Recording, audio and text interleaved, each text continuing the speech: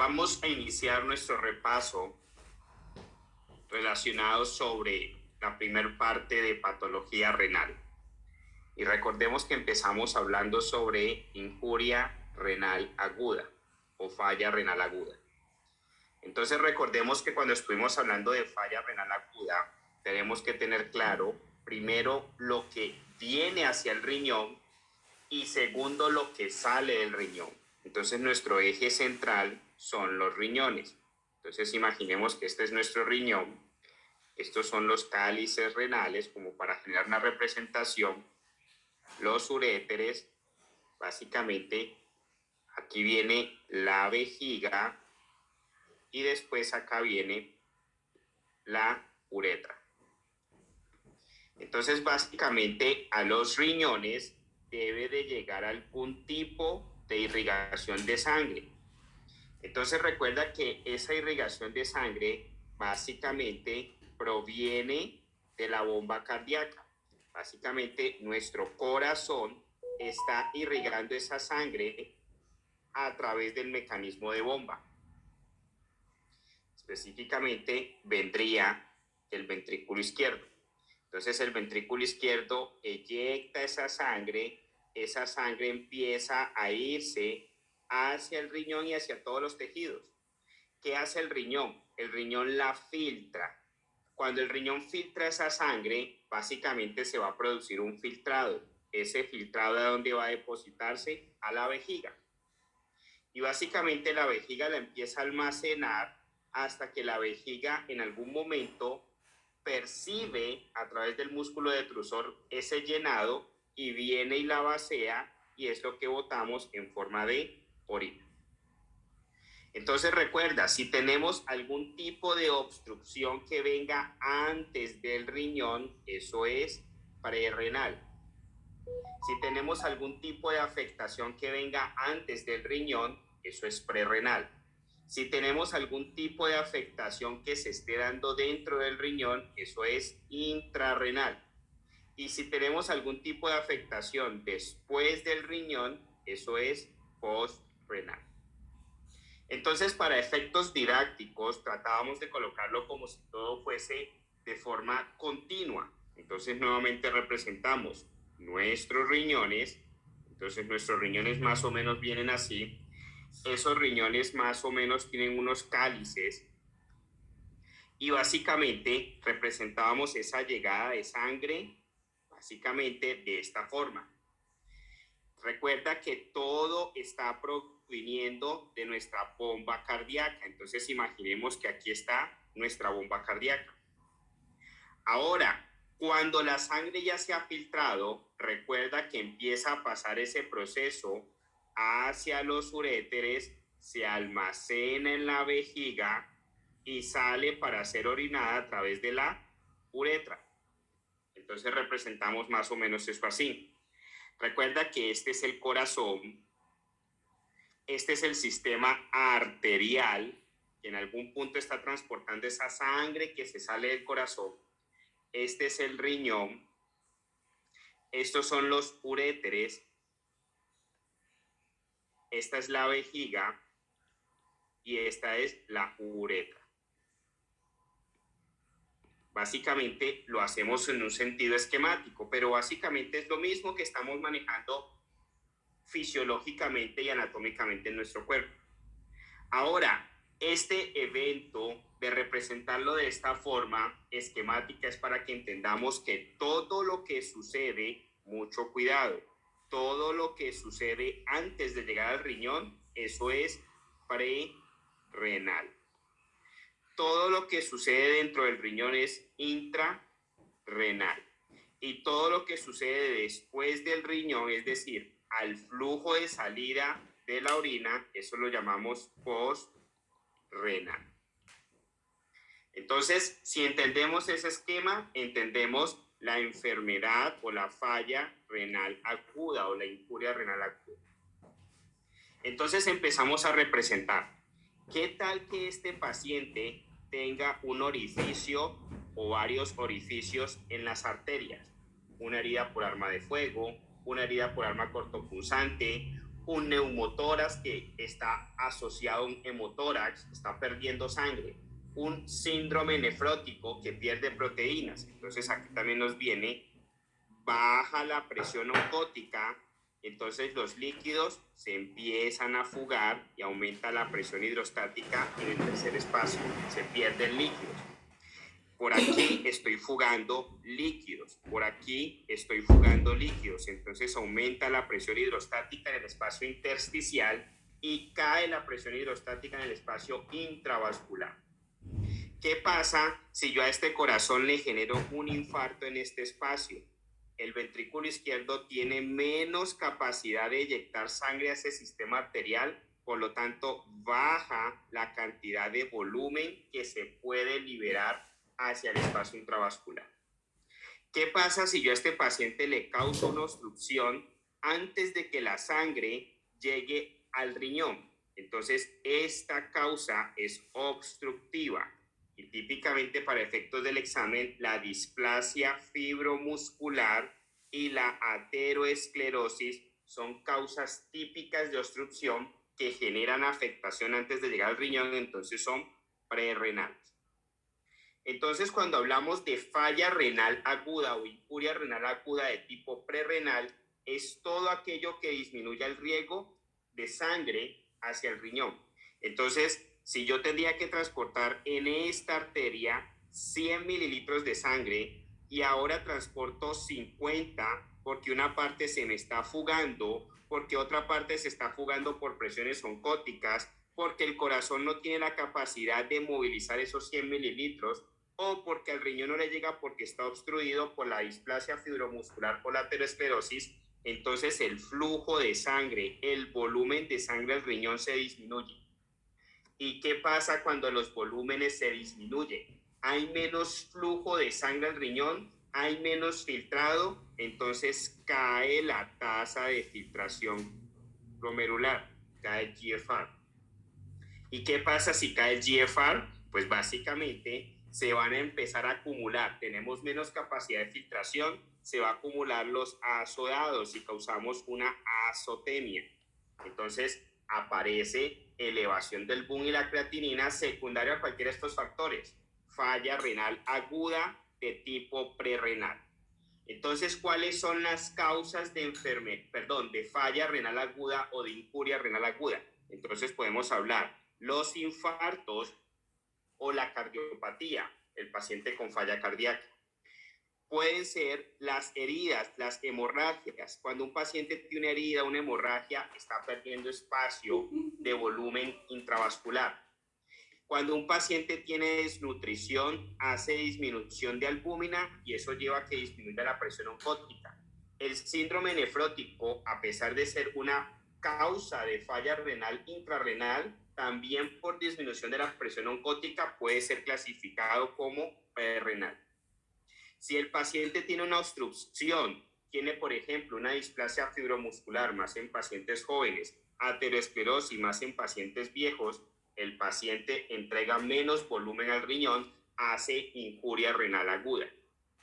Importantísimo.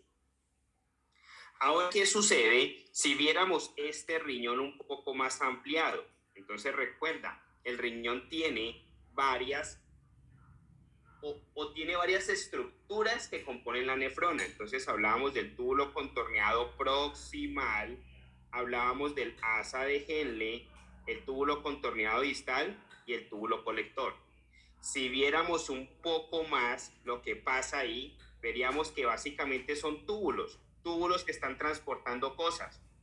Entonces, ¿qué pasa si tenemos una inflamación fuera del túbulo? Eso es el intersticio. ¿Qué pasa si tenemos una inflamación dentro del túbulo? Eso es intratubular. Entonces nos aparece la necrosis tubular aguda. Entonces, acute tubular necrosis. O nos aparecen las inflamaciones en el intersticio, que es la nefritis intersticial aguda, acute interstitial nephritis. Entonces tenemos dos eventos importantes de afectación directamente en la nefrona. Pero ¿qué pasa si hay algo que se llama la glomerulonefritis o glomerulonefritis? Podemos clasificarla en síndrome nefrótico o síndrome nefrítico. Entonces, la glomerulonefritis, la acute tubular necrosis y la acute interstitial nephritis son causas de falla renal aguda intrarrenal. Y saquemos un espacio pequeño a eso. Recuerda, nuevamente, tenemos túbulo contorneado proximal, el asa de Henle, el túbulo contorneado distal y después viene el túbulo colector. Recuerda, sacamos un espacio de ese túbulo, de cualquier parte, sea del asa, del colector, sea del proximal o sea del distal. Es una porción de ese túbulo. Entonces recuerda, esto es una porción de ese túbulo.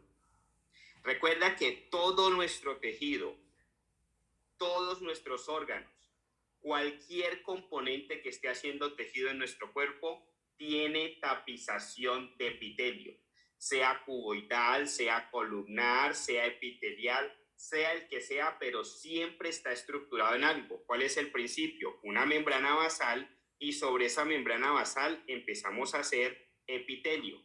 Y muchos epitelios unidos forman un tejido, y un tejido en estructura forma un órgano, y muchos órganos nos están formando a nosotros. Entonces es importante tener ese concepto. Todo tejido tiene epitelio. Entonces supongamos que el epitelio del túbulo está formado de esta forma. Entonces tenemos un epitelio que está tapizando los túbulos de la nefrona. Ahora imagina que a ese epitelio tiene que llegarle nutrición. Entonces básicamente debe de haber un sistema arterial que está irrigando ese epitelio. Recuerda, tenemos una arteria aferente y una arteria eferente. Nos entra sangre a la nefrona para filtrarse, pero también le llega sangre a la nefrona para nutrirla, para mantenerla viva. ¿Qué pasa si por alguna razón nosotros dañamos ese epitelio porque le quitamos nutrición? Se muere el epitelio.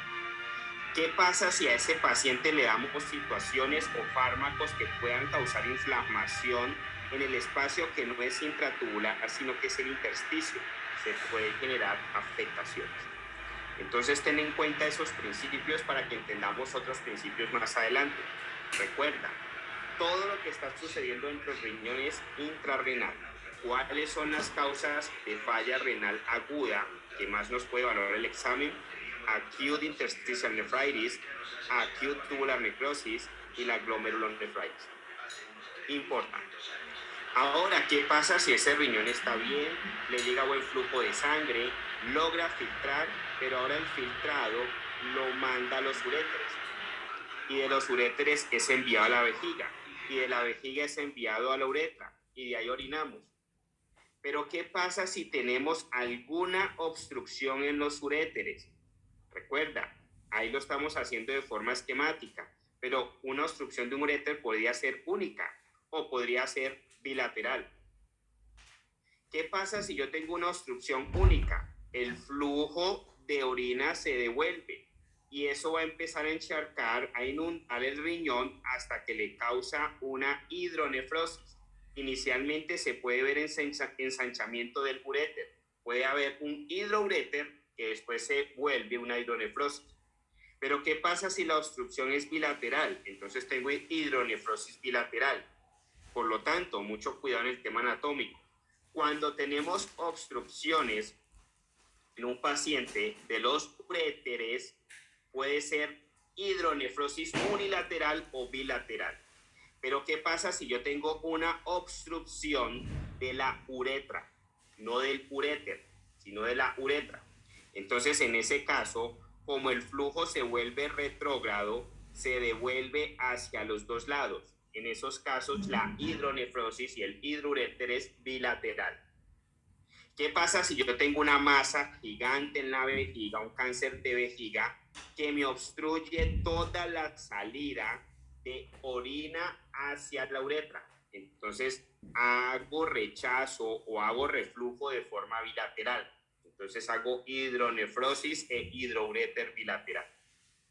Si en cambio yo tengo una afectación exclusiva de el uréter, no de la uretra, puede ser unilateral. Entonces es importante tener eso claro. Entonces, ¿qué pasa si yo tengo esta obstrucción? Básicamente empiezo a hacer reflujo de los líquidos que he filtrado hacia el riñón, hago hidronefrosis. ¿Qué pasa si yo tengo un cáncer vesical? Puedo hacer lo mismo. ¿Qué pasa si yo tengo una obstrucción a nivel de la uretra? Hago lo mismo. Entonces, esas causas, esas situaciones van a generar falla renal aguda de tipo postrenal. Entonces, ¿cuáles son las causas de falla renal aguda o incuria renal aguda de tipo postrenal? Las obstrucciones. Un paciente que tiene sonda Foley y se le tapa puede hacer falla renal aguda de tipo postrenal. Un paciente que tiene hiperplasia prostática benigna, un paciente con cáncer vesical, un paciente con cálculos renales. Son obstrucciones al flujo de salida, no de entrada, de salida renal. Entonces eso es importante. Entonces no lo olvides. Causas de falla renal aguda prerrenal: infarto de miocardio, falla cardíaca, síndrome nefrótico, cirrosis, diarrea, excesiva diuresis, deshidrataciones, vómito, obstrucciones, displasia fibromuscular, esclerosis de la arteria renal, estrechamiento de la arteria renal, todo lo que cause disminución de flujo hacia el riñón, cualquier cosa que te imagines, no te la aprendas, piensa y pone lógica. Si disminuye el flujo de sangre al riñón, eso es causa de falla renal aguda de tipo prerrenal. ¿Qué puede causar falla renal aguda de tipo postrenal? Todo lo que obstruya el flujo de salida al riñón. Entonces podemos hablar de una sonda Foley obstruida, de una hiperplasia prostática benigna, de cálculos renales, de un cáncer extrarrenal que genere obstrucción en los uretres. Podría ser un cáncer extrarrenal que genere obstrucción en la uretra, un cáncer extrarrenal que genere obstrucción en la vejiga. Puede ser. Todo lo que cause obstrucción a la salida de los tractos renales va a causar postrenal. Intrarrenal, hay varias causas, pero céntrate en tres: la necrosis tubular aguda, la nefritis intersticial aguda y la glomerulonefritis, que puede ser síndrome nefrótico o síndrome nefrítico. Importante. Ahora recordemos el concepto. Recuerda que a los túbulos siempre les tiene que llegar filtrado, es decir, entra sangre, imaginemos que aquí entró sangre que se va a filtrar. Entonces aquí la sangre que se ha filtrado, ella no es sangre, sino que es el filtrado de la sangre, básicamente está transcurriendo por el espacio intratubular. Pero es tejido, ese túbulo es un tejido, tiene que nutrirlo. Entonces no solamente le va a llegar sangre para filtrar, sino que le tiene que llegar sangre para nutrir sus células. Entonces por aquí está llegando nutrición para sus células. ¿Qué pasa? Recuerda, ¿qué pasa si por alguna razón bloqueamos ese riego de sangre? Deja de llegar sangre. Todo este grupo celular se va a morir. Y si se muere, esas células muertas tienen que caer a alguna parte. Entonces empiezan a caer muchas células muertas a estos espacios. Entonces empiezan a formar acúmulos de células muertas. Entonces todas estas células muertas que se han acumulado empiezan a formar algo que denominamos pregunta de examen: cuerpos cilíndricos. ¿Y por qué es un cuerpo cilíndrico? Porque es la forma que tiene el túbulo. Entonces se forma como un cilindro, que es la misma forma del túbulo, de células que se han muerto o de células que se atraen. Imagina que por acá tenemos la causa más común de infección del tracto urinario. Imagina que esto es una E. coli. Entonces esto es una E. coli. Imagina que todo mecanismo infeccioso va a generar inflamación. Entonces, como genera inflamación, ¿qué tiene que hacer? Por aquí tiene que haber una arteria, por aquí tiene que haber otra arteria. Se empieza a generar el mecanismo de atracción de células proinflamatorias y se filtran al túbulo. Entonces, ¿qué empiezan a llegar ahí? Leucocitos. Entonces, todo esto se llena de leucocitos y va a formar un cuerpo cilíndrico de leucocitos. Si se está muriendo las células, entonces va a formar un cuerpo cilíndrico de células muertas. Si tenemos un proceso de respuesta alérgica a algún fármaco, entonces van a formar cuerpos cilíndricos de eosinófilos. Entonces, Los cuerpos cilíndricos están diciendo mucho frente a la evaluación de un paciente con alguna patología urinaria. Entonces, a esos cuerpos cilíndricos, recuerda que el examen nos los denomina CAST. Entonces, cada que te hable de CAST, está hablando de cuerpos cilíndricos que se han acumulado en el túbulo. Ahora, ¿cómo interpretamos eso? Entonces, recuerda, para efectos, que es el más preguntado, de la acute tubular necrosis o necrosis tubular aguda, siempre nos va a hablar de los Murray-Brown CAST. Es típica descripción del examen. Si te dice cuerpos cilíndricos café, lodosos, barrosos, que parecen lodo, que se ven cafés, tú dices, ese paciente se le están muriendo las células epiteliales que recubren, que tapizan la luz interna de esos túbulos. ¿Por qué sucede esto? Entonces recuerda, nuevamente el túbulo está tapizado de un epitelio. Recuerda que ese epitelio le está llegando sangre, se está nutriendo. Si por alguna razón bloqueamos el flujo de sangre a esas arterias que lo están nutriendo, recuerda, el epitelio se muere. Y cuando se muere, se forman acúmulos de células muertas. Entonces, estos son puros acúmulos de células muertas que toman la forma cilíndrica del túbulo. Y cuando la presión logra sacar ese cuerpo cilíndrico, se orina el cuerpo cilíndrico. Entonces, en el uroanálisis podemos ver estos cuerpos cilíndricos. ¿Y cómo se denominan? Los Murray-Brown CAST. Recuérdalo, pregunta de examen. Entonces, ¿qué causas puedan llevar a que yo haga disminución del flujo, del volumen a esas arterias que nutren? Entonces, como estas son arterias tan pequeñas, se ven afectadas con efectos que probablemente en otras arterias no sea tan grave, pero en estas arterias pequeñas es más grave, como puede suceder en las arterias cerebrales, como puede suceder en las arterias miocárdicas, como puede suceder en todas estas microarterias. Entonces, los efectos de hipovolemia o cualquier efecto que pare el flujo, como por ejemplo un paciente que te entra en paro, lo tienes en reanimación cardiopulmonar. Entonces, muy típico, pregunta de examen, un paciente que te hace estados de hipovolemia o que te hace un paro cardiorrespiratorio en el examen, te va a hacer acute tubular necrosis. Pregunta de examen, ¿cuál es la palabra o la frase clave que tú identificas los Murray-Brown CAST? Importante. Ahora, ¿qué sucede? Esto tiene 3 fases. Recuerda, el paciente primero no puede orinar porque está tapado. Básicamente el riñón filtra, produce el filtrado, pero cuando va a pasar no puede pasar porque encuentra esta obstrucción de los cuerpos cilíndricos o de los CAST. Entonces, ¿qué tiene que hacer ese paciente? Devolver el flujo. Y cuando lo devuelve ¿a dónde? Al riñón. Y el riñón dice, ya estoy saturado. Entonces, él devuelve todo ese boom y toda esa creatinina a la sangre. Entonces, ¿qué sucede? Se aumentan los niveles de boom y creatinina en sangre. Entonces, esa primera fase es una elevación de la creatinina.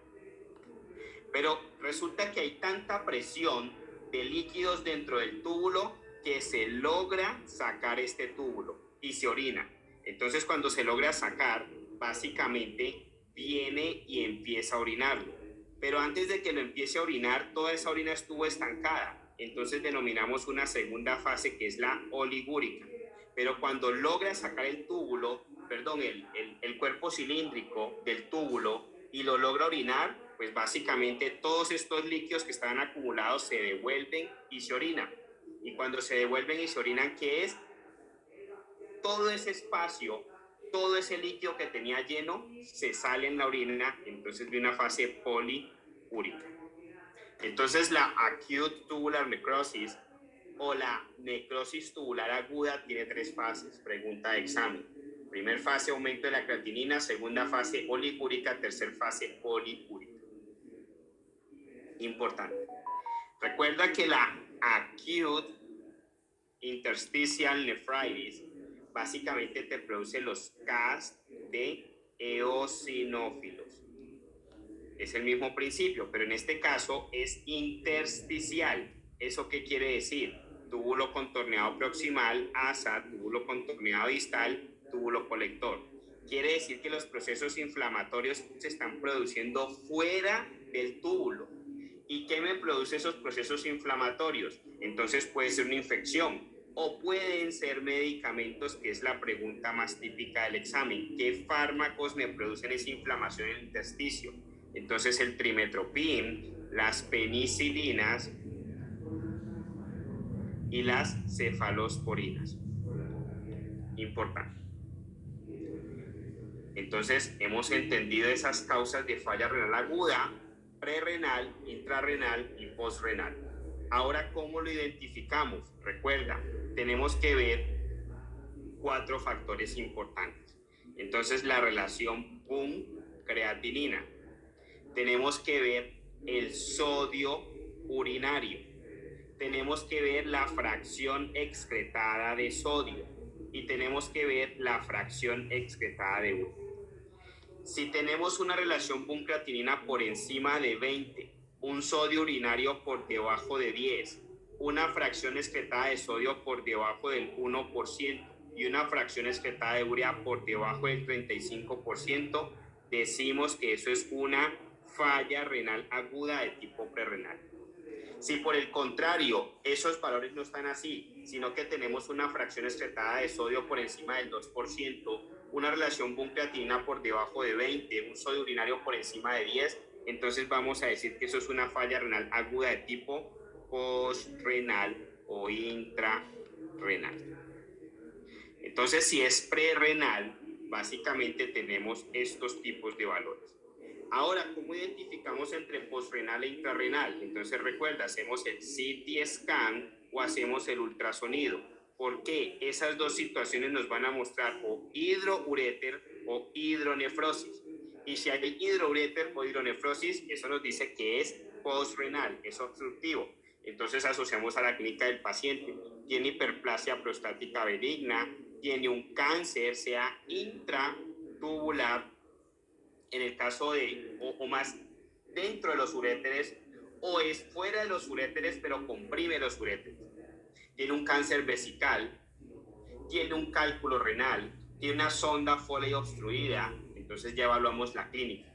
Y si es intrarrenal, recuerda las causas, no lo olvides, la acute interstitial nephritis o la acute tubular necrosis. O el paciente tiene una glomerulonefritis y ahí tenemos que evaluar síndrome nefrítico o síndrome nefrótico. Importante. Ahora recuerda, la enfermedad, la acute kidney injury, la injuria renal aguda o la falla renal aguda, recuerda, la aguda es falla, la crónica es enfermedad. Entonces, la injuria renal aguda o la falla renal aguda también tiene indicaciones de diálisis. Entonces, tenemos las indicaciones de diálisis en la A, la E, la I, la O y la U. Entonces, recuerda, si el paciente tiene una acidosis que no mejora, en falla renal aguda no puedes dializar.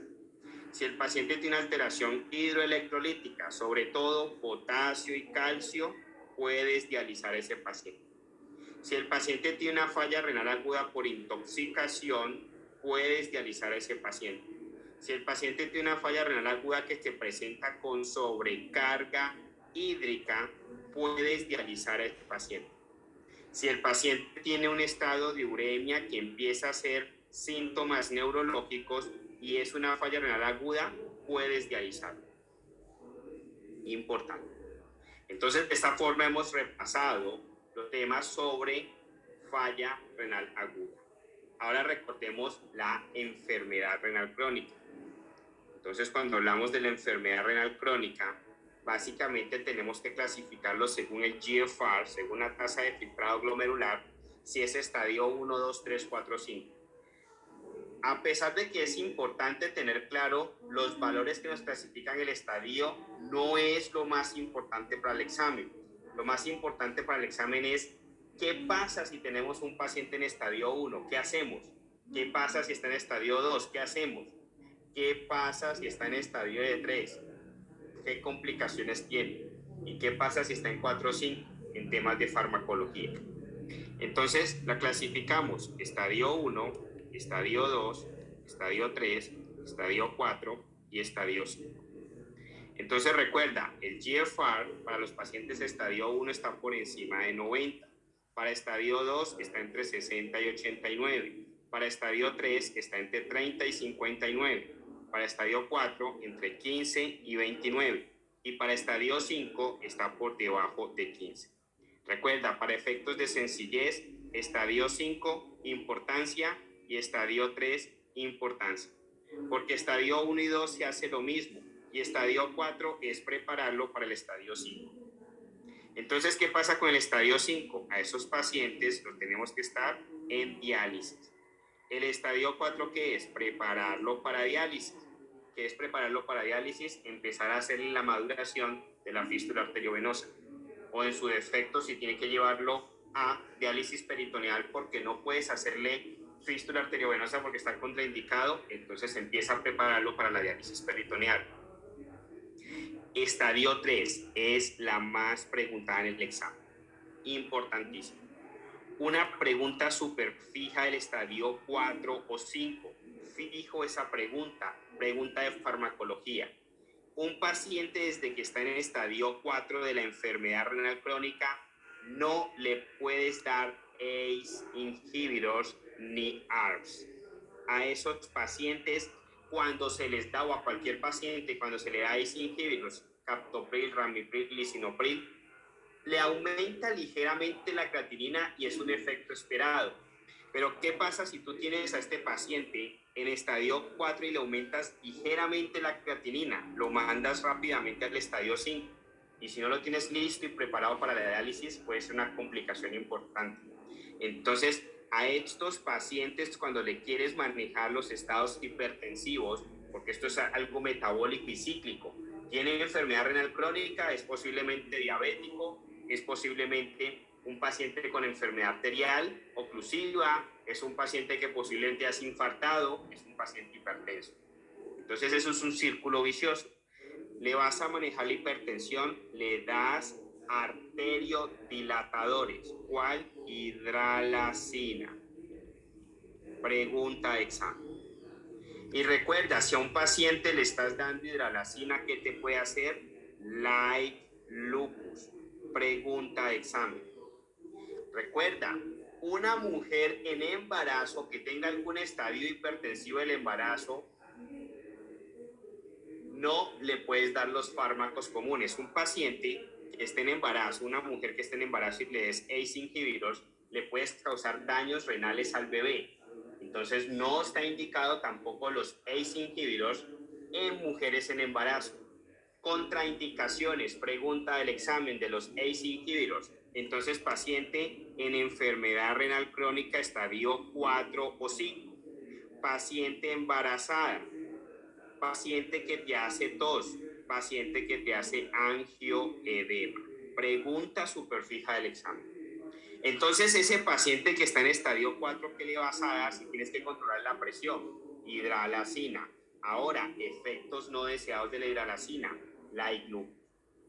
Un fármaco posible en una paciente con estadios hipertensivos en el embarazo, también le sirve la hidralazina, que puede causar la hidralazina, light lupus. Pregunta fija de examen. Ahora, ¿qué tienes que hacer el paciente en estadio 4? Prepararlo para diálisis. ¿Qué tienes que hacer en el paciente estadio 5? Hacerle diálisis. ¿Qué tienes que hacer en el paciente estadio 1 o 2? Evita que te llegue a diálisis rápidamente. ¿Cómo evitas que ese paciente avance en las complicaciones que trae la enfermedad renal crónica? Maneja la hipertensión, maneja la diabetes y maneja la proteinuria. Recuerda, la hipertensión y la proteinuria se pueden manejar igual con los ACE inhibitors, ramipril, captopril, lisinopril, cualquiera de los PRIL. Si el paciente te hace tos o angioedema, ¿a qué lo cambias? A los ARBs.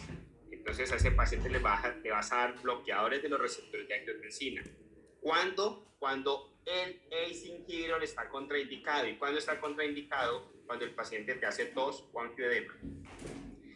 Ahora, ¿cuál es la meta del control de la diabetes en los pacientes con enfermedad renal crónica, mantenerle una A1C por debajo del 7%. Recuerda, pregunta fija de examen, farmacología, a un paciente con enfermedad renal crónica no le puedes dar metformina. ¿Por qué no le puedes dar metformina? Porque la metformina hace acidosis láctica. ¿Y qué pasa si tú le causas acidosis láctica en un paciente que sus riñones no le funcionan? Pues la acidosis láctica va a ser más exagerada, va a ser más pronunciada y puedes requerir en ese paciente en algún momento diálisis. Recuerda, una de las causas de diálisis es la acidosis. Entonces es importante eso. Ahora, la pregunta súper fija de examen. Ok, aquí casi todo es pregunta de examen, pero trato de simplificar para que lo asociemos y lo entendamos. Aquí hay mucha pregunta de examen de farmacología. Metformina, hidralazina, light lupus, ACE inhibitors, ARBs. Pero en temas de patología y fisiopatología, el estadio 3 le encanta el examen. Porque recuerda, el estadio 3 que es que ya tienes que manejarle al paciente complicaciones. ¿Y cuáles son las complicaciones más importantes de la enfermedad renal crónica? La anemia por enfermedad crónica, el hiperparatiroidismo secundario, la sobrecarga hídrica y la acidosis metabólica. ¿Y cuál le encanta el examen? Le encanta la parte hematológica asociada a renal. Le encanta preguntarte le encanta preguntarte anemia por enfermedad crónica y le encanta preguntarte hiperparatiroidismo secundario. Recuérdalo, preguntas fijas de examen. Entonces recordemos ese tema de la anemia por enfermedad crónica. Entonces recuerda, tienes que acordarte de toda la fisiología en cómo hacemos la hemoglobina, en cómo se almacena el hierro, en cómo se decide liberar el hierro a la sangre. Entonces recordemos y seamos un poco más completos. Recordemos que tenemos un container. Ese container representa nuestro cuerpo. Nuestro cuerpo almacena hierro. Y recuerda que ese container decide a través de una válvula cuánto de ese hierro almacenado se va a ir a la sangre. Entonces esta es la sangre. Recuerda que esa válvula básicamente es un control entre el almacenaje y la salida a la periferia que se llama hepcidina.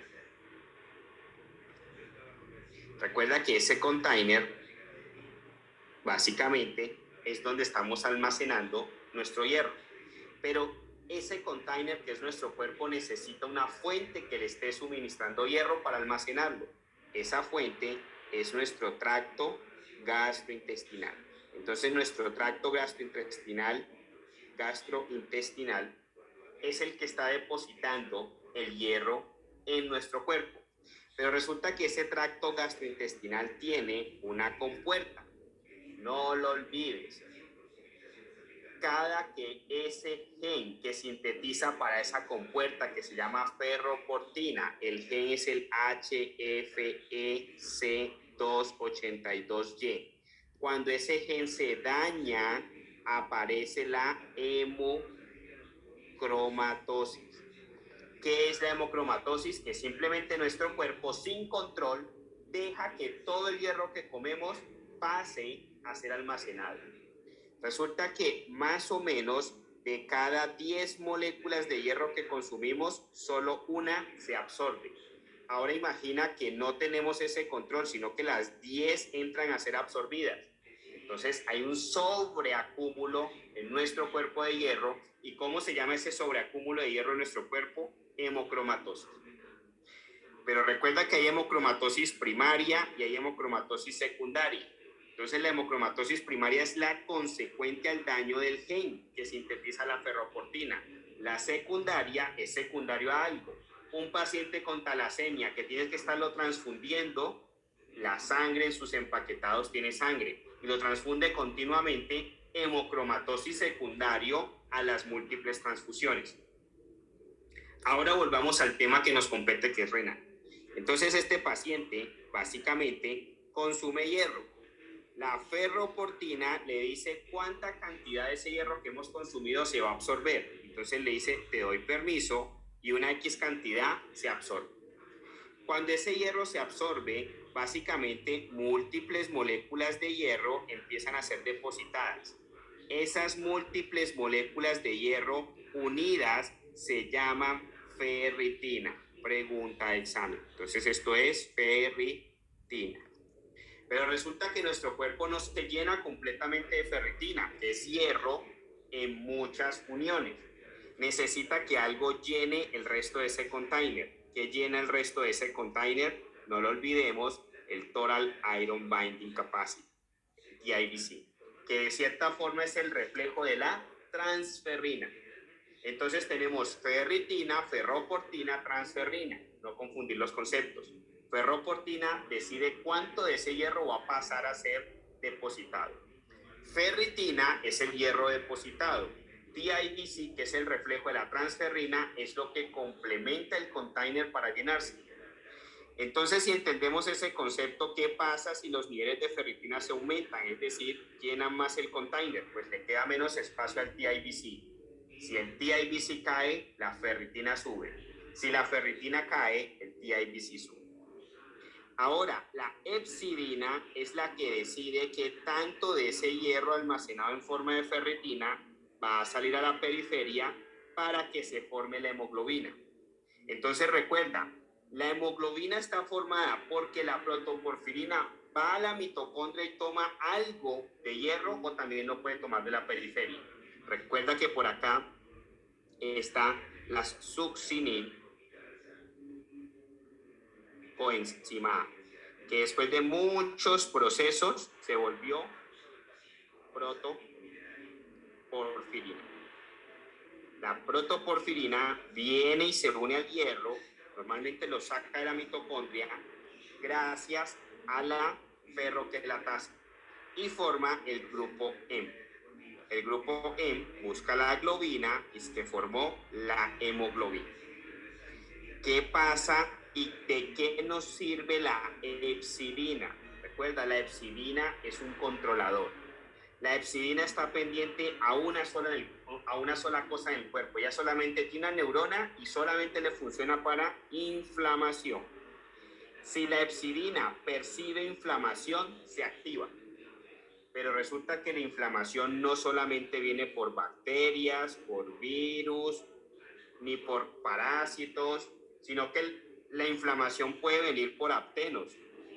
Por ejemplo, nosotros nos exponemos al polen y somos alérgicos al polen.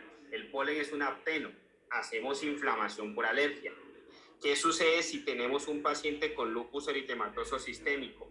Es un paciente que está haciendo inflamación por respuesta de citoquinas y de anticuerpos. Está haciendo inflamación de tejidos y no está infectado.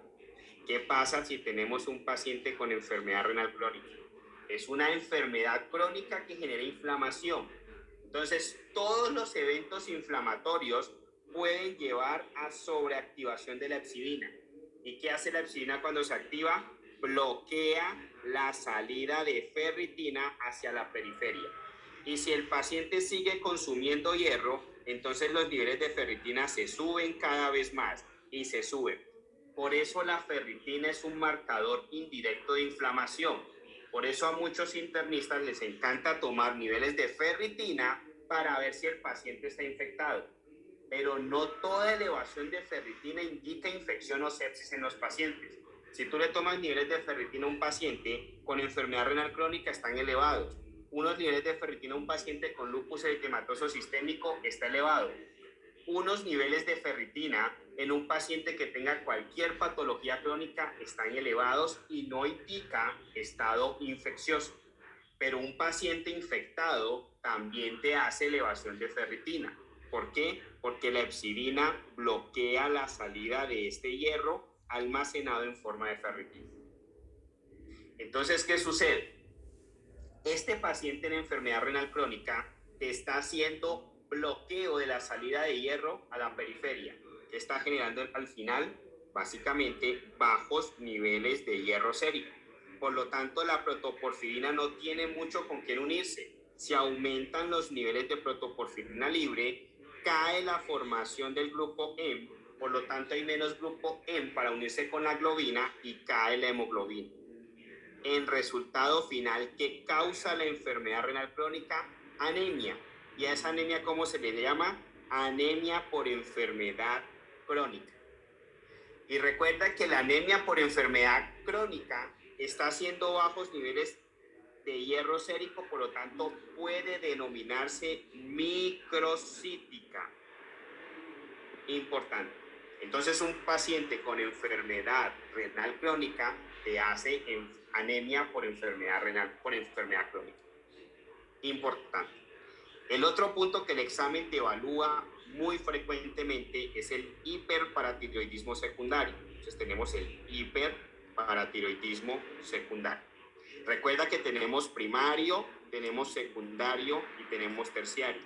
No olvides, el primario y el terciario te causan elevación de la PTH y elevación de calcio. Elevación de la PTH y elevación de calcio. Pero el secundario te causa elevación de la PTH, pero con caída del calcio. Pero ¿cómo es eso? Recuerda, siempre asociamos que se eleva la PTH, tiene que elevarse el calcio, porque ¿quién controla el calcio en nuestro cuerpo? La PTH. Entonces recordemos el concepto. La PTH actúa sobre 3 órganos: intestino, hueso y riñón. ¿Qué hace la PTH en el intestino? Le dice al intestino: auméntame la absorción de calcio y auméntame la absorción de fosfatos. ¿Qué hace la PTH en el hueso? Activa el factor genético RANK, activa los osteoclastos y se aumenta la extracción de calcio del hueso para que sea liberado en sangre. ¿Qué hace la PTH en el riñón? Le dice 3 mensajes. Primero, conviértame vitamina D2 a D3. ¿Cuál es la D2? 25 hidroxivitamina D. ¿Cuál es la D3? 1.25 hidroxivitamina D. Le dice: excréteme fosfatos y reténgame calcio. No lo olvides. ¿Quién tiene más fuerza en este proceso? El riñón. ¿Quién gana? El riñón. El riñón tiene más fuerza. Si yo absorbo más fosfatos, no importa, porque el riñón gana. Entonces el riñón elimina más fosfatos. Aquí absorbí 10 moléculas, acá eliminé 20. Entonces no deja que los niveles de fosfatos se aumenten. Ahora, ¿qué pasa en los pacientes con enfermedad renal crónica? Recuerda, el riñón no les funciona. Entonces no convierte de 2 a D3. No excreta fosfatos, sino que antes los retiene. Y no retiene calcio, sino que antes los excreta. Entonces, como el riñón gana, es más la cantidad de calcio que se excreta. Además de eso, como no hay vitamina D3, no se puede absorber el calcio a nivel intestinal. ¿Qué hace la PTH? Se empieza a estresar, se eleva preocupada porque no puede cumplir su trabajo y saca todo el calcio del hueso. Pero como el riñón gana, lo bota todo. Entonces, por más de que saque calcio del hueso, el riñón lo está botando. Entonces los niveles de calcio caen. Y la PTH estresada, tratando de mantener los niveles de calcio adecuados, está elevada. Por eso el hiperparatiroidismo secundario se ve con hipocalcemia. Pregunta de examen. Secundaria, que está sacando todo ese calcio del hueso, daña el hueso, lo pone osteoporótico. ¿Y cómo se denomina esto en esta patología? Osteodistrofia renal. Pregunta de examen. Entonces, de esa forma, hemos estudiado falla renal aguda y enfermedad renal crónica.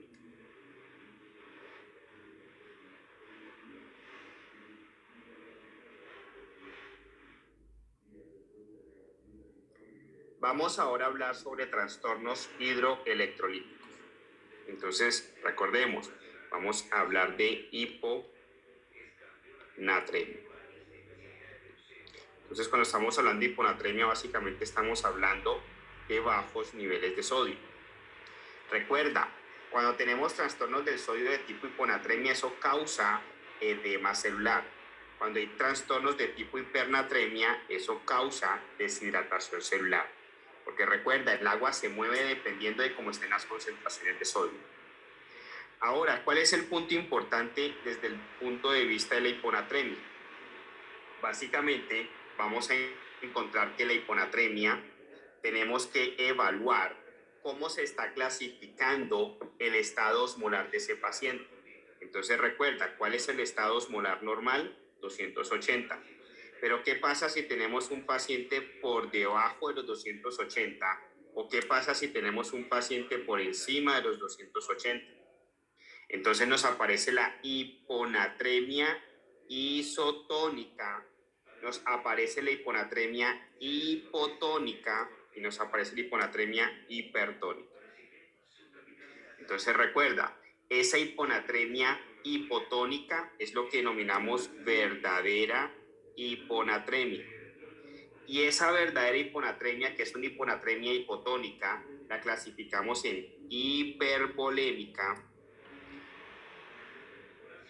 hipovolémica e isovolémica o euvolémica. Recuerda que esa clasificación de isovolémica o euvolémica definíamos que teníamos 4 patologías importantes causantes, que es la acidosis renal tubular, acidosis. Teníamos el síndrome de Addison, teníamos los trastornos tiroideos, sobre todo el hipotiroidismo, y teníamos el síndrome de secreción inadecuada de la ADH. Ahora, una pregunta muy buena de examen. La hiponatremia hipertónica. ¿Por qué es una buena pregunta de examen? Porque recuerda que siempre vamos a asociar que si tenemos en nuestro espacio intravascular bajos niveles de sodio, vamos a tener baja tonicidad. Pero ahora tenemos que este paciente tiene bajos niveles de sodio, pero alta tonicidad. ¿Qué pasó ahí? Recuerda que la tonicidad está dada principalmente por 3 componentes: sodio, glucosa y el boom. Entonces, recuerda que si nuestro cuerpo percibe altos niveles de glucosa o altos niveles de boom, básicamente el cuerpo dice: excretemos más sodio para mantener una tonicidad un poco más adecuada. Por lo tanto, los pacientes hiperglicémicos, es decir, los pacientes diabéticos, van a hacer altos niveles de glucosa y como mecanismo compensatorio eliminan el sodio. Entonces se les cae el sodio, mantiene la glucosa elevada y por glucosa hacen estado de hipertonicidad. Entonces estos pacientes están hipertónicos por la glucosa, pero con bajas concentraciones de sodio. Entonces eso es lo que denominamos una hiponatremia hipertónica, que es por hipoglicemia, por blood glucose, y ese paciente lo que está haciendo es por compensación bajo sodio. ¿De dónde viene la tonicidad? De la hiperglicemia. Entonces, una causa importante de hiponatremia hipertónica es los pacientes diabéticos. ¿Qué otra situación puede causar eso? Cuando se eleva el boom.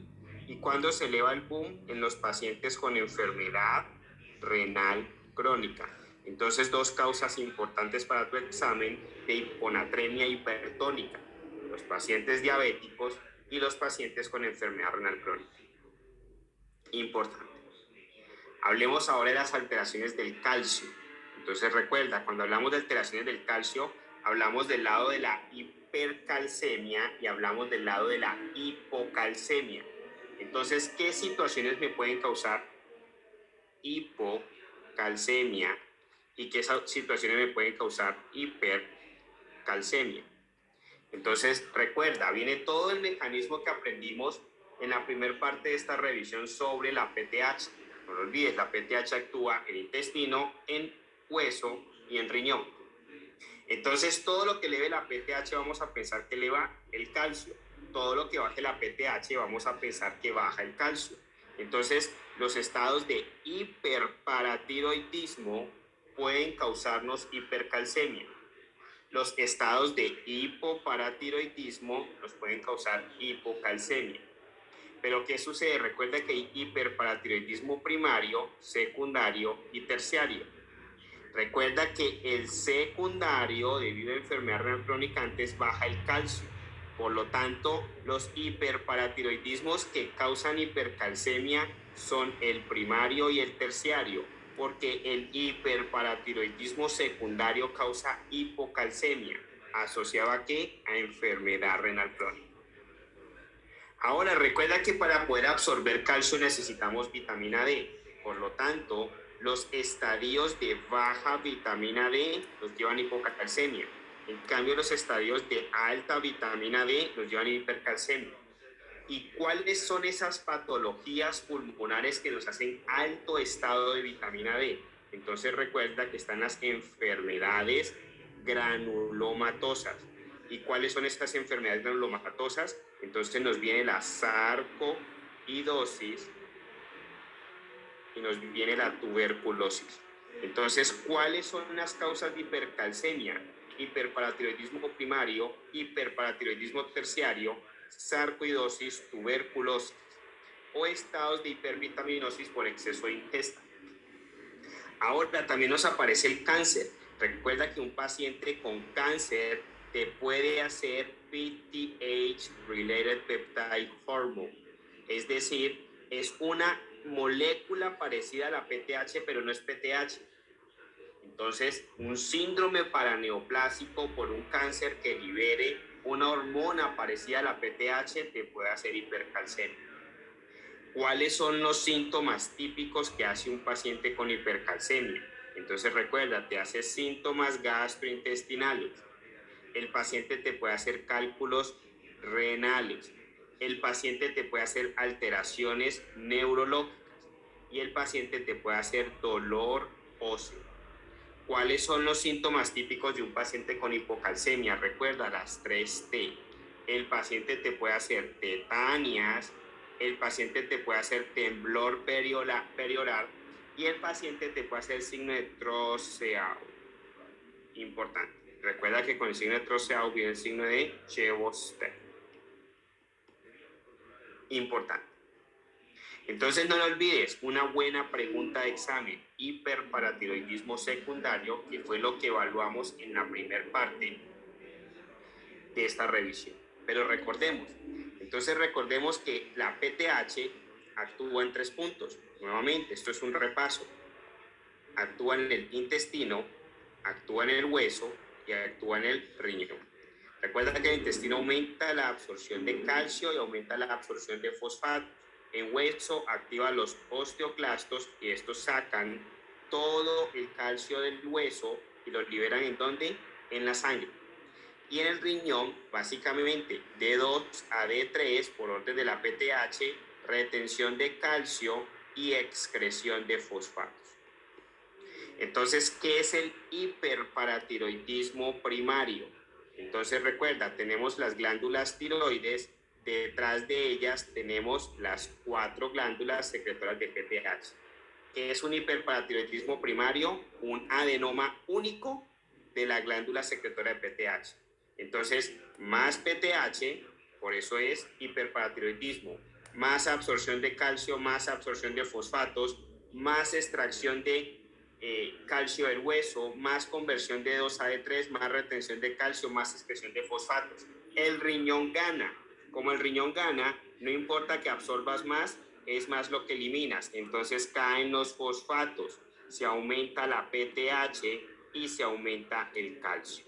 Entonces, ¿cómo vemos un hiperparatiroidismo primario? Bajos niveles de fosfato, altos niveles de calcio, altos niveles de PTH. Y por el exceso de extracción en el hueso pudiese llegarse a causar osteopenia. Ahora, ¿cómo vemos un hiperparatiroidismo secundario? No lo olvides, este paciente normalmente que tiene hiperparatiroidismo secundario es secundario a una enfermedad renal crónica.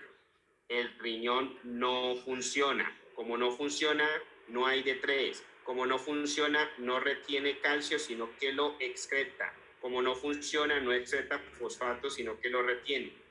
Entonces se empiezan a aumentar los niveles de fosfatos porque el riñón no lo bota. Además de eso, como no hay D3, no se absorbe el calcio a nivel intestinal. La PTH se estresa y se eleva la PTH. Pero el calcio que se logra sacar del hueso y se logra liberar a la sangre es totalmente excretado a nivel renal, entonces caen los niveles de calcio. ¿Cómo se ve el hiperparatiroidismo secundario?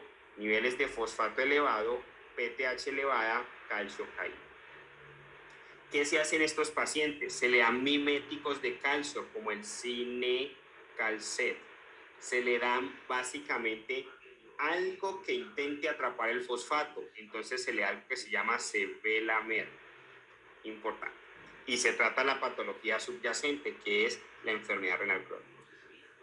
¿Cómo se ve un paciente con hiperparatiroidismo terciario? Entonces recuerda, la diferencia con el primario es que el hiperparatiroidismo terciario tiene más de un adenoma. Entonces básicamente este paciente, lo que sucede es que sus glándulas tiroides, que tenemos atrás, las glándulas que secretan la PTH, en vez de tener un adenoma, tiene varios adenomas. Entonces el hiperparatiroidismo terciario, coloquémoslo aquí, es terciario, básicamente son múltiples adenomas. Hiperproductores de PTH, más se absorbe calcio, entonces se eleva el calcio, más se convierte de 2 a D3, más se absorbe, más se retiene calcio, más se saca calcio del hueso, más calcio. Pero básicamente estos pacientes, como el riñón gana, bota más fosfato, se le caen los fosfatos, está elevada la PTH, pero ¿cómo se diferencia por la imagenología? Uno tiene un adenoma, el otro tiene múltiples adenomas. Ahora, ¿qué pasa en la hipercalcemia por cáncer? Entonces recuerda, esta es una masa fea, es una masa cancerígena. Esa masa cancerígena puede hacer dos efectos. Uno, metástasis, y el otro, hacer un síndrome paraneoplásico. Entonces, ¿qué sucede cuando hace metástasis? Supongamos que hace metástasis ósea. Entonces, la metástasis ósea es que parte de este cáncer, de estas células cancerígenas, hacen siembra en el hueso. Cuando hacen siembra en el hueso, ¿eso qué produce? Lisis ósea. Y esa lisis ósea genera liberación de calcio en sangre. Entonces se aumentan los niveles de calcio en sangre y causa hipercalcemia. Pero ¿qué pasa cuando hace un síndrome paraneoplásico? Lo que hace es liberar una PTH falsa, no es una PTH. ¿Cómo se llama? PTH-related peptide hormone. Es decir, es una hormona parecida a la PTH, pero no es PTH. Entonces, como suplanta la PTH, básicamente hace el trabajo de la PTH original ve eso y se suprime, pero la related peptide empieza a hacer todo el trabajo de la PTH y básicamente aumenta los niveles de calcio, pero lo ves con niveles bajos de PTH real, pero con niveles altos de PTH related peptide hormone. Entonces se eleva la PTH related peptide hormone, pero se cae la PTH real, muy importante. Entonces, esos pacientes con cáncer nos pueden hacer este efecto. Ahora, ¿qué pasa si tenemos un granuloma? Entonces, básicamente, el paciente tiene una enfermedad granulomatosa por tuberculosis o sarcoidosis. ¿Qué hace eso? El granuloma libera 1.25 hidroxivitamina D. Esa vitamina D, ¿cuál es? Es la D3, es la activa. ¿Y qué hace la vitamina D3 activa? No lo olvides, esa D3 activa se viene al intestino a decirle al intestino absórbeme el calcio. Entonces se genera una hipercalcemia por hipersecreción de vitamina D3. Como la PTH percibe ese exceso de calcio, la PTH se bloquea. Entonces ves altos niveles de calcio, ves altos niveles de vitamina D3, pero bajos niveles de PTH en los pacientes que tienen hipervitaminosis por sarcoidosis o por tuberculosis, o incluso en los pacientes excéntricos que consumen muchas vitaminas. Ahora, ¿cuál es el lado de la hipocalcemia? Entonces, recuerda, vimos la hipercalcemia, ahorita la hipocalcemia. Recuerda que la hipocalcemia normalmente la vemos en el hipoparatiroidismo, lo estuvimos viendo acá. El paciente con hipoparatiroidismo te hace hipocalcemia. El hiperparatiroidismo secundario, que ya lo tenemos muy claro, secundario de enfermedad renal crónica, el paciente te hace hipocalcemia. El paciente que tiene baja ingesta de vitamina D te hace hipocalcemia. ¿Qué es entender eso? Es entender el mecanismo fisiológico. Si yo tengo un hipoparatiroidismo, tengo menos absorción de calcio, tengo menos extracción de calcio y tengo menos retención de calcio, que hago hipocalcemia. Pero la pregunta típica de examen, no lo olvides, estas son las tiroides. El paciente en la parte posterior de las tiroides tiene las 4 glándulas secretoras de PTH. ¿Qué pasa si a este paciente lo llevamos a una tiroidectomía? Salieron las glándulas secretoras de PTH y quedó con un hipoparatiroidismo. Entonces, la principal causa para el examen de hipocalcemia es la iatrogenia por parte de nosotros. Entonces, la iatrogenia en las tiroidectomías puede llevar al paciente a un hipoparatiroidismo. Entonces, este paciente queda con baja producción de glándula tiroidea, de hormona tiroidea, perdón, y con baja producción de PTH. ¿Cómo reemplazas la hormona tiroidea? Tienes que darle levotiroxina. ¿Cómo reemplazas la PTH? No hay forma, tienes que darle calcio de por vida. Importante.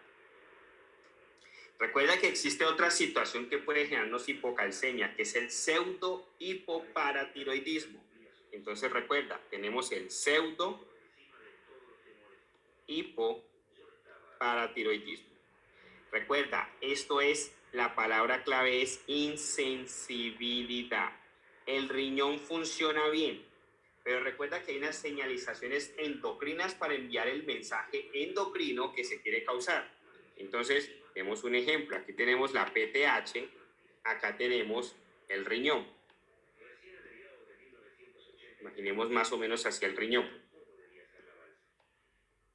Entonces, cuando la PTH le va a dar el mensaje a este riñón para que haga lo que la PTH quiere, eso se hace a través de mecanismos de señalización endocrina.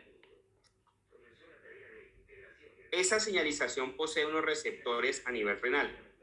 Entonces, el riñón, a través de sus receptores, escucha el mensaje de la PTH. Pero resulta que estos riñones no tienen esos receptores para señalización endocrina a la PTH. No importa cuánto la PTH le grite el mensaje, el riñón no lo va a escuchar. Pero el riñón, en su función renal, funciona perfecto. Es decir, hay buenos niveles de bunicreatinina, para que no lo confundas con el hiperparatiroidismo secundario. Entonces, la PTH se eleva, pero como el riñón no hace caso, no escucha nada, no retiene el calcio, entonces los niveles de calcio se caen, pero a pesar de que la PTH está alta y el calcio está bajo, lo cual también se ve en el hiperparatiroidismo secundario, el PUN, la creatinina, la función renal, en el pseudo hipoparatiroidismo está perfecto. Importante. Ahora hablemos de los trastornos del potasio. Entonces recordemos, cuando hablamos de los trastornos del potasio, también podemos tener el lado de la hiperpotasemia o hipercalemia y el lado de la hipocalemia o hipopotasemia. Entonces recuerda que cuando hablamos de potasio, pregunta de examen, nos van a evaluar aldosterona, nos van a evaluar túbulo colector. ¿Por qué? Ahí es donde estamos dando el control y el mecanismo de ajuste del potasio asociado al sodio. Entonces recuerda, tenemos túbulo contorneado proximal, asa de Henle, túbulo contorneado distal y túbulo colector. Entonces recordemos, túbulo contorneado proximal, el asa, el túbulo contorneado distal y el túbulo colector. Y recuerda que en el túbulo colector tenemos un punto importante que tenemos que recordar. Entonces ampliemos ese túbulo colector. Este es el túbulo colector, una porción de él. Recuerda que el túbulo colector presenta intercambiadores. Recuerda que el túbulo colector presenta canales de tipo aquaporina. Entonces, más o menos, aquí estamos representando el túbulo colector. Entonces, básicamente, en el túbulo colector vienen por aquí los filtrados. Esto es un filtrado. Y ese filtrado tiene potasio, tiene sodio, tiene magnesio, tiene creatinina, tiene BUN, tiene muchas cosas, pequeñas cantidades de proteína. Pero entonces la aldosterona, que está aquí afuera, le dice al túbulo colector, yo necesito que tú me pases sodio. Entonces, a través del intercambiador le pasa sodio. Y la aldosterona le dice, yo a cambio del sodio te voy a entregar potasio. Entonces, este potasio se viene a la orina y el sodio se queda en nuestro cuerpo. Pero resulta, se empieza a concentrar más el sodio en el espacio extratubular. Entonces, ¿qué hace el agua? El agua se filtra por la acuaporina y se queda en nuestro cuerpo.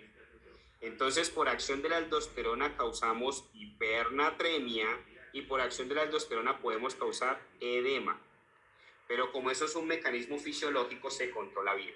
Pero ¿qué pasa si yo aumento los niveles de aldosterona? Eso se llama hiperaldosteronismo. Entonces el hiperaldosteronismo produce hipernatremia, edema, pero como todo el potasio se orina, hipocalemia. Entonces una causa de hipocalemia es básicamente el estado de hiperaldosteronismo. Pero ¿qué pasa si yo por el contrario bajo los niveles de aldosterona? No se me retiene el sodio, a cambio de retenerse el sodio se retiene el potasio. Todo el sodio se elimina, entonces se causa hiponatremia. El estado de hipoaldosteronismo me lleva a hiponatremia, pero me causa hipercalemia. Entonces, hipoaldosteronismo, hipercalemia, hiperaldosteronismo, hipocalemia. Importante. Y lo mismo con el sodio. Hipoaldosteronismo me causa hiponatremia, hiperaldosteronismo me causa hipernatremia. Entonces, la primera causa de hipercalemia es hipoaldosteronismo. La segunda son los estados farmacológicos. Entonces, recuerda, la hipercalemia me la puede causar el hipoaldosteronismo. Además, los ACE inhibitors, los ARBs, los inhibidores de aldosterona, me pueden causar también hipercalemia. Entonces es importante que tengamos claro eso. La hipercalemia puede ser causada por hipoaldosteronismo, puede ser causada farmacológico o por excesiva ingesta de potasio, siempre y cuando el paciente tenga una enfermedad renal crónica.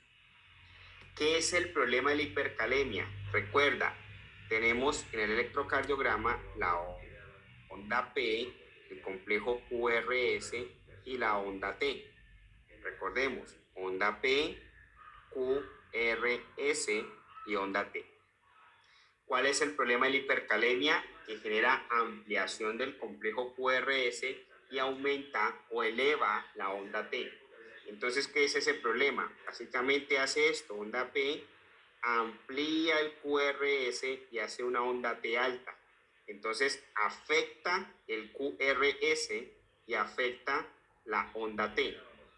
A medida que ese QRS se amplíe más, básicamente el paciente empieza a hacer esto y eleva la onda T. ¿Esto qué es? Un ritmo de arritmia. Entonces el paciente con hipercalemia puede ser una arritmia fatal. Entonces, ¿qué es el problema de la hipercalemia? Los problemas electrocardiográficos que pueden llevar al paciente a una arritmia. Entonces recuerda que esos problemas electrocardiográficos hace que clasifiquemos la hipercalemia como estable o inestable. Entonces decimos inestable o estable. ¿Cuándo es inestable? Cuando hay ampliación del QRS y cuando hay elevación de la onda T. Si el QRS está normal y la onda T está normal, decimos que a pesar de la hipercalemia todavía no hay manifestaciones electrocardiográficas, lo consideramos estable. ¿Qué hacemos con el paciente que tiene una hipercalemia inestable? Le colocamos calcio endovenoso, tratamos de meter ese potasio a la célula con insulina y para complementar dextrosal 50. Y tratamos de eliminar ese potasio que está circulando, es decir, metemos el potasio a la célula y el resto de potasio tratamos de sacarlo, de eliminarlo. ¿Cómo? A través de la orina con la furosemida, o podemos darle para que lo bote por las heces fecales y calle-xelato. En cambio, si está estable, solamente buscamos eliminarlo, furosemida por la orina o calle-xelate por las heces fecales. No lo olvides. Importante, ¿cuál es la complicación de la hipercalemia? Que el paciente nos puede hacer una arritmia cardíaca. Ahora por el lado de la hipocalemia. este paciente entonces tiene bajos niveles de potasio. Como este paciente tiene bajos niveles de potasio, podemos decir, el paciente está perdiendo el potasio por vía renal, es decir, está orinando todo el potasio, o el paciente está perdiendo el potasio por vía gastrointestinal, es decir, se está yendo en las heces fecales o por vómito. Entonces recuerda, ¿cuál es la causa de que el paciente pierda todo por vía renal? No lo olvides, la aldosterona. Pongámoslo nuevamente aquí. ¿Qué hace que el potasio se ponga a nivel del túbulo colector? Recuerda, la aldosterona lo que le gusta es retener sodio y le dice yo te regalo el potasio. Es decir, cuando la aldosterona está elevada, estado de hiperaldosteronismo hace que se elimine más potasio en la orina. Entonces los estados de hiperaldosteronismo, coloquémoslo aquí, hiperaldosteronismo, nos causan pérdidas de potasio a nivel renal. O si al paciente le estamos dando un diurético que bote potasio, la hidroclorotiazida o la furosemida, pueden generarnos pérdidas de potasio. Pero si el paciente está con un vómito frecuente, esto es una pregunta fija de examen. Paciente masculino, siempre es un niño, recién nacido, que tiene una sensación de masa tipo oliva en el epigastrio, y el paciente, la mamá le da seno, le da leche materna, inmediatamente vomita, tal cual como le da la leche materna lo vomita. Ese paciente te va a hacer hipocalemia y alcalosis metabólica. Pregunta fija de examen: los estados de vómito excesivo generan hipocalemia, o el paciente lo bota por las heces fecales, le da diarrea. Entonces, si habíamos aprendido que los cambios electrocardiográficos del paciente con hipercalemia generaban una onda T alta, ahora el paciente con hipocalemia lo que hace es una onda T aplanada. Entonces se aplana la onda T. En estos pacientes, ¿qué tenemos que hacer? Reponerles potasio. Entonces recuerda, siempre es mejor la reposición oral, pero si no se puede reponer de forma oral, vamos a tener periférico central. Recuerda la regla, de forma periférica no mayor a 10 miliequivalentes por hora. Si es central puedes hacerlo más, pero no más allá de 20 miliequivalentes por hora. Si el paciente tú lo tienes en reposición continua de potasio y el paciente no le sube el potasio, mira los niveles de magnesio. Posiblemente el paciente tiene alguna alteración con el magnesio y eso no está dejando que el potasio se equilibre adecuadamente. Importante, doctores, de esta forma hemos revisado falla renal aguda, enfermedad renal crónica y sus complicaciones, y hemos revisado trastornos hidroelectrolíticos asociados mucho a renal, pero recuerda, aquí se mete mucho hematología, se mete mucho endocrinología, porque el examen así te lo mezcla. Espero que les haya servido bastante este repaso, doctores.